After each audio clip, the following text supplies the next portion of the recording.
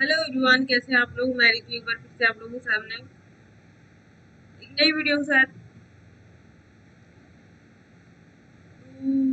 आज हम लोग इस वीडियो में जानेंगे कि रॉलेट एक्ट क्या है। जैसा कि हम लोग आधुनिक भारत कर रहे थे, आधुनिक भारत का इतिहास का संपूर्ण जो जो भी टॉपिक है वो कंप्लीट कर रहे थे दोस्तों। तो उसके उसी में आगे है आज रॉलेट एक्ट पढ़ेंगे। इससे पहले हमने किया था, इससे पहले हम लोगों ने पढ़ा था कि गांधी जी द्वारा जितने भी आंदोलन किए गए थे, चाहे वो खेड़ा हो आंदोलन, चंपारण आंदोलन, खेड़ा आंदोलन, अहमदाबाद आंदोलन, इसके बारे में पढ़ा था। तो आगे है उसी के आगे क्रम में है रॉलेट एक्ट। रॉलेट एक्ट कब शुरू हुआ था, क्यों शुरू हुआ था और किसकी अध्यक्षता में किया गया था दोस्तों, ये पढ़ेंगे हम आज, ये जानेंगे।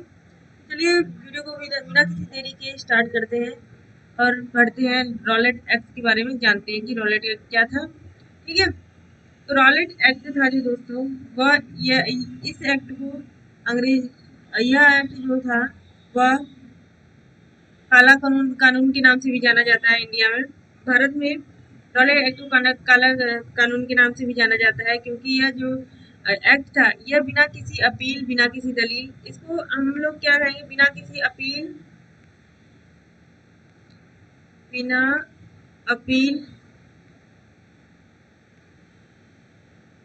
बिना अपील, बिना दलील और बिना वकील, यानी कि इस एक्ट को जो है रॉलेट एक्ट को बिना अपील, बिना वकील, बिना दलील का को भी कहा जाता है। ठीक है ना।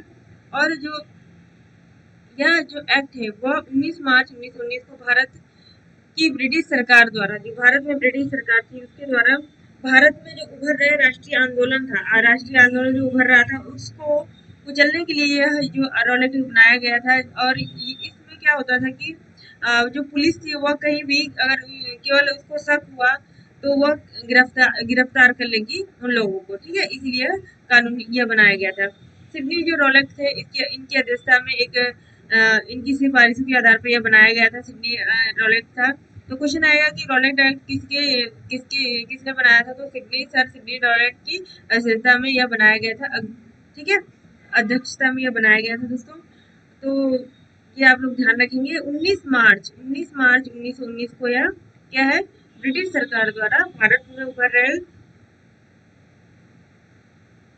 राष्ट्रीय आंदोलन को कुचलने के लिए यह बनाया गया था। ठीक है, इस आंदोलन यह जो एक्ट है उसको बिना वकील, बिना दलील, बिना अपील का एक्ट भी कहा जाता है। ठीक है ना। और इसको भारत में काला कानून के नाम से भी जाना जाता है दोस्तों। इतनी सारी बातें आप लोग क्या करेंगे, इसमें से याद रखेंगे। ओके,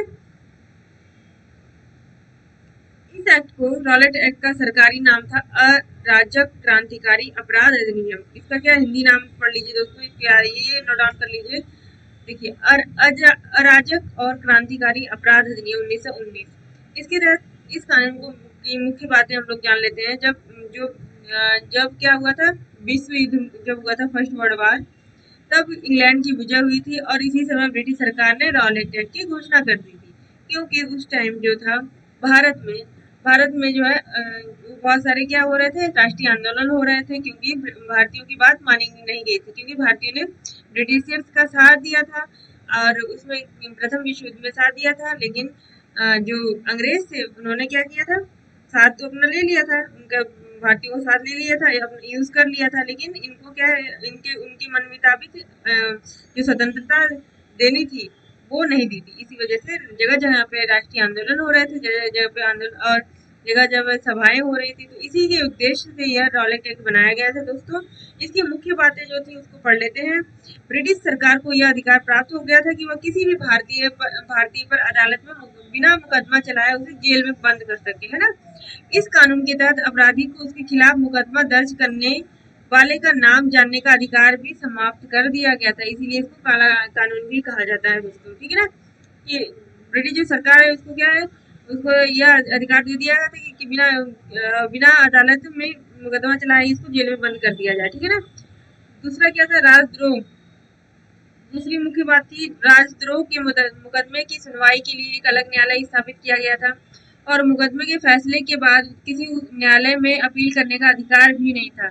और जो राजद्रोह मुकदमे में जजों को बिना जूरी की सहायता से सुनवाई करने का अधिकार प्राप्त हो गया था दोस्तों। ठीक है, सरकार को यह अधिकार मिल गया था कि वह बलपूर्वक प्रेस की स्वतंत्रता का अधिकार छीन ले और अपनी इच्छा अनुसार किसी व्यक्ति को कारावास दे दे और देश से निष्कासित कर दे।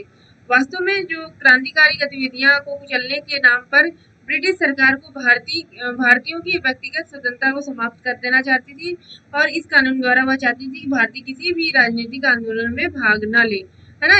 मेन मुख्य उद्देश्य इस एक्ट का क्या था कि भारतीयों को जो आंदोलन कर रहे थे, जो नेता थे हम लोगों के, है ना, महान क्रांतिकारी जो जगह जगह आंदोलन कर रहे थे, उसी को समाप्त करने का, उसी को रोकने का कार्य रॉलेट एक्ट ने किया। और परिणाम यह हुआ कि पूरे देश में विरोध बहुत जोरों से होने लग गया, इस एक्ट का विरोध होने लग गया और मदन मोहन मालवीय और मोहम्मद अली जिन्ना ने इसमें इसके प्रतिवाद में केंद्रीय व्यवस्थापिका की सदस्यता को त्याग पत्र दे दिया इन्होंने, है ना। जो उन्होंने व्यवस्थापिका के क्या थे, वो सदस्य थे, तो उन्होंने उस सदस्यता से त्याग पत्र दिया और इस कानून को भारतीयों ने काला कानून के नाम से कहा कि यह काला कानून है, ठीक है ना, क्योंकि यह बिना वकील, बिना दलील और बिना अपील का कानून था। इस कानून को काला कानून कहा गया। इस आंदोलन के विरोध में देशव्यापी हड़तालें होती हैं दोस्तों, जुलूस हो देते हैं, प्रदर्शन होने लगते हैं, है ना। और महात्मा गांधी जो अब भारतीय राजनीति के एक प्रमुख व्यक्तित्व बन गए थे, वह इस आंदोलन में क्या है, सक्रिय रूप से भाग लेने लगे। चंपारण, खेड़ा और अहमदाबाद में अपनाए गए सत्याग्रह रूपी हथियार का प्रयोग करके एक बार फिर उन्होंने रॉलेट एक्ट का विरोध करना स्टार्ट कर दिया, है ना। तो यह परिणाम हुआ। इसके बाद महात्मा गांधी ने व्यापक हड़ताल करना शुरू कर दिया। रॉलेट एक्ट द्वारा जो रॉलेट एक्ट था, गांधी जी के द्वारा क्या किया, राष्ट्रीय स्तर पर प्रथम आंदोलन था, है ना। ये देखेंगे, ये पहला आंदोलन था राष्ट्रीय स्तर पर। इन्होंने पहले तो क्या करते, छोटे छोटे जगहों पे आंदोलन करते थे, लेकिन यह राष्ट्रीय स्तर पर, नेशनल स्तर पर यह जो है प्रथम आंदोलन था किसका, गांधी जी का। तो 24 फरवरी के दिन, 24 फरवरी के वह दिन था दोस्तों जब 1919 के दिन गांधी जी ने मुंबई में एक सत्याग्रह सभा का आयोजन करते हैं। जो सत्याग्रह सभा का आयोजन 1919 में 24 फरवरी के दिन इन्होंने किया, गांधी जी ने। और इसी सभा में यह तय किया गया और इन्होंने कसम खा ली कि रॉलेट एक्ट का विरोध सत्य अहिंसा के मार्ग पर चलकर ही किया जाएगा, ठीक है ना। इन्होंने सत्य और अहिंसा को ही अपना क्या बनाया, अपना जो मूल बनाया, ठीक है ना। और गांधी जी के इस सत्य और अहिंसा के मार्ग का विरोध भी कुछ सुधारवादी नेताओं ने किया और जिसमें कि सर जो सुरेंद्र बनर्जी थे और तेज बहादुर संप्रभु और श्रीनिवास शास्त्री थे, जैसे कुछ नेता शामिल थे जिन्होंने कहा कि सत्य और अहिंसा के मार्ग पर चलकर हमें क्या है, आंदोलन जो स्वतंत्रता नहीं मिलेगी और हमें हिंसा का मार्ग ही अपनाना पड़ेगा। तो इस वजह से इनका विरोध करने लगे कुछ नेता जो थे, ठीक है ना। और इसके बाद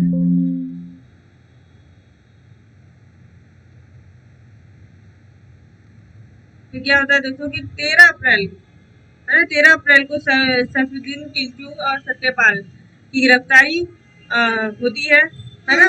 13 अप्रैल को मतलब सैफुद्दीन किल्चू थे और सत्यपाल जो है उनकी गिरफ्तार कर लेते हैं, कौन, जो अंग्रेज उनको गिरफ्तार कर लेते हैं। इसी के उपलक्ष्य में 13 अप्रैल को जो है इनकी गिरफ्तारी के विरोध में जलियांवाला बाग में लोगों की भीड़ इकट्ठा होती है और अमृतसर में तैनात जो फौजी कमांडर जनरल डायर था, उस भीड़ पर अंधाधुंध गोलियां चलवाता है और हजारों लोग इस कांड में मारे जाते हैं, इस बाग में मारे जाते हैं। भीड़ में महिला और बच्चे भी थे। यह घटना ब्रिटिश हुकूमत के काले अध्यायों में से एक है, जिसे कि हम लोग जलियांवाला बाग हत्याकांड के नाम से जाना जाता है ना।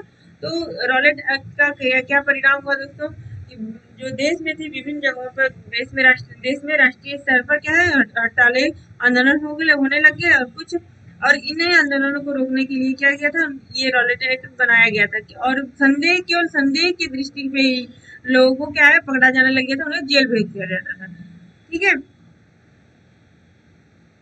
और इसी जो ये रॉलेट एक्ट था, ये यहीं पर गांधी जी ने सबसे बड़ा राष्ट्रीय आंदोलन छेड़ दिया था।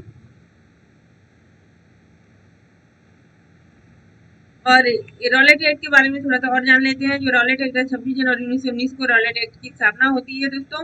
और इस समिति के द्वारा लगभग 4 महीने तक खोज की गई रॉलेट समिति को एक रिपोर्ट में भारत के जांबाज देशभक्तों द्वारा स्वतंत्रता के लिए किए गए बड़े बड़े और आतंकपूर्ण कार्यों को बढ़ा चढ़ाकर और बड़े उग्र रूप में प्रस्तुत किया जाता है। 26 जनवरी 1919 को रॉलेट एक्ट की स्थापना होती है, ठीक है ना। इसको आप लोग ध्यान रखेंगे।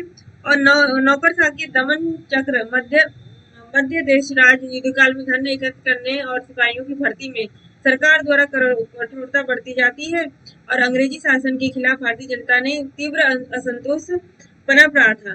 और देश भर में उग्रवादी जो घटनाएं घट रही थी, इस असंतोष को कुचलने के लिए रॉलेट एक्ट की स्थापना की जाती है दोस्तों। और सरकार ने 1916 में न्यायाधीश सिडनी रॉलेट की अध्यक्षता में यह समिति गठित की थी। तो यह जो है 1916 से ही चलता आ रहा है दोस्तों, है ना। 1916 से ही क्या है, रॉलेट एक्ट की सिडनी रॉलेट की अध्यक्षता में समिति बनती है, जिससे आतंकवाद को कुचलने के लिए एक प्रभावी योजना का निर्माण करना था। रॉलेट कमेटी के सुझावों की बात करें तो 1918 में केंद्रीय विधान परिषद में 2 विधेयक पेश किए गए। उनमें से एक विधेयक परिषद भारतीय सदस्यों के विरोध के बाद भी पास कर दिया गया। इसी आधार पर क्या है, 1919 में रॉलेट एक्ट की जो है स्थापना होती है और रॉलेट एक्ट पारित कर दिया जाता है। तो यह कोई अंग्रेजों की मतलब तुरंत सडनली की गई चाल नहीं थी दोस्तों। यह 1916 से ही एक जो है धीरे धीरे जो आंदोलन चल रहा था, जो राष्ट्रवादी आंदोलन चल रहा था, उसी के विरोध में किया गया जो अंग्रेजों द्वारा यह आंदोलन था। आंदोलन यह एक्ट था जो कि 1916 से ही क्या है बनता हुआ जा रहा था एक और यह माना जाए कि जो अंग्रेज थे, अंग्रेजों द्वारा यह सोची समझी एक क्या थी रणनीति कही जा सकती है। तो ये था दोस्तों रॉलेट एक्ट। आशा करती हूँ आप लोगों को समझ में आया होगा। और समझ में आया तो दोस्तों आप लोग क्या करेंगे, रॉलेट एक्ट को अच्छे से याद करेंगे और अपने जो एग्जाम है आपका बीपीएससी का है, चाहे आपके अदर एग्जाम है, वीडियो का है ना, उन सब के लिए क्या है बहुत ही महत्वपूर्ण है। तो इसको आप लोग ध्यान में रखेंगे, अच्छे से याद कर लेंगे, नोट्स बना लेंगे। ओके तो दोस्तों आज के लिए इतना ही, मिलते हैं नेक्स्ट वीडियो में। तब तक के लिए गुड बाय। और वीडियो अच्छी लगी हो तो दोस्तों क्या करेंगे आप लोग, लाइक शेयर एंड सब्सक्राइब जरूर करेंगे। ओके